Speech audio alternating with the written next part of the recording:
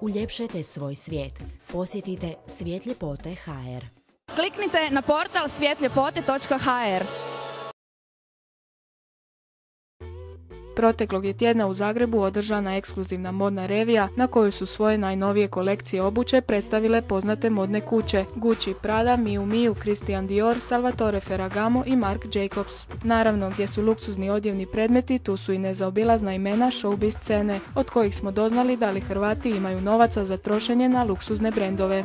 Imate vi u Hrvatskoj ipak, ja bi nazvala taj neki srednji sloj, ne znam, mlade menadžere, ljude školovane koji ipak imaju dobre plaće, koji si mogu priuštiti nešto, recimo, kvalitetnije. Uvijek se kod nas stavlja nekakav negativan predznak na to, ali bez potrebe. Recimo, ja nisam bogata pa si priuštim lijepe cipele, platim ih na rate, iskreno, platim ih lijepo na rate i imam ih. Kaže poslovica, svaka roba ima svog kupca, ona najjeftinija, ona najskuplja. Tako da mislim da će biti kupaca. A mislim, prekrasni su modeli svakako. Evo, ja sam stvarno sa guštom ih nosila, mogu reći. To je zapravo prednost nas modela, da možemo i neke unikatne i najskuplje stvari jednostavno nositi jer smo modeli. Iako Lijepa naša i nije baš u najpozitivnijem financijskom stanju, poznate Hrvatice priznaju kako nikako ne mogu odoljeti omiljenim odjevnim predmetima, pa tako ponekad nemaju novčani limit.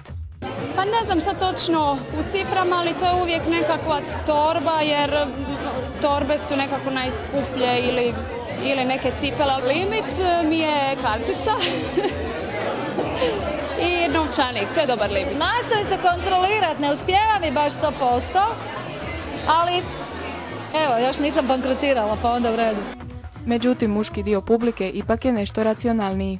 Ja ću kupiti ono što mi se sviđa i ako košta 100 kuna nije uopće problem, uzet ću a opet kad mi se baš nešto svidi, sad vidio sam tu neke cipele, svidjelo su mi se i mogao bi uzeti nešto, ali nije mi to bitno da li je neki brend ili ne.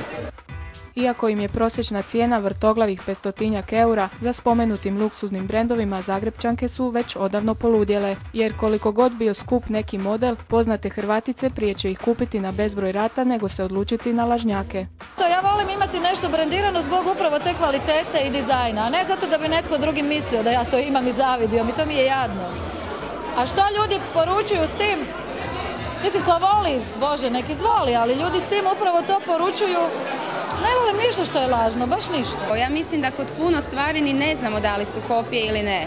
U Hrvatskoj pogotovo, to je problem koji možda nećemo susresti u Milanu ili Parizu, ali u Zagrebu da. Mislim da ima dosta kopija, ali nekako ja trudim se stvarno da ne robujem markama, da ne robujem ničemu.